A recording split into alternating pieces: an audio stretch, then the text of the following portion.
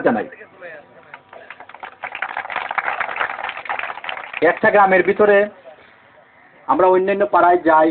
আমি প্রায় আমার কমিশনারি লাইফ প্রায় 12 বছর রানিং।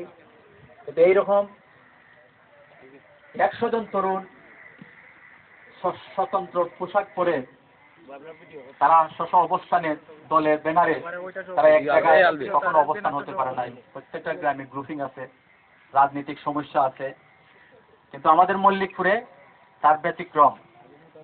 আজকে যুব সমাজে আমাদের সমাজের চাবিকাঠি।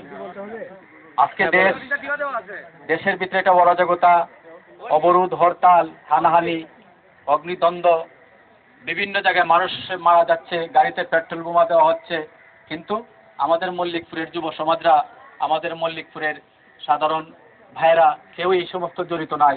আমরা সৃজনশীল, আমরা ক্রিয়ামোদী, আমরা সাংস্কৃতিক মনা।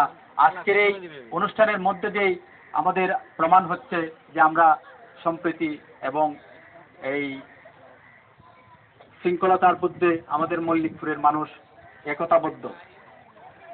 আমাদের এই মল্লিকপুর হিন্দু মুসলমানের গ্রাম। আমাদের মরমী বাউল সম্রাট আব্দুল করিম ওনার একটি লোকজ সংস্কৃতিতে বলেছেন, আগে কি সুন্দর দিন কাটাইতাম, গ্রামের নৌজওয়ান হিন্দু মুসলমান মিলিয়া কি সুন্দর দিন কাটাইতাম। আমাদের এই হিন্দু মুসলমানের গ্রামের মধ্যে আমাদের একটা সম্প্রীতি, এই ধরনের সম্প্রীতি যাতে ধরে রাখা যায়, এটা সবার সার্বিক প্রচেষ্টা এবং সহযোগিতা প্রয়োজন। আমি কাউন্সিলর হিসেবে একা পারবো না।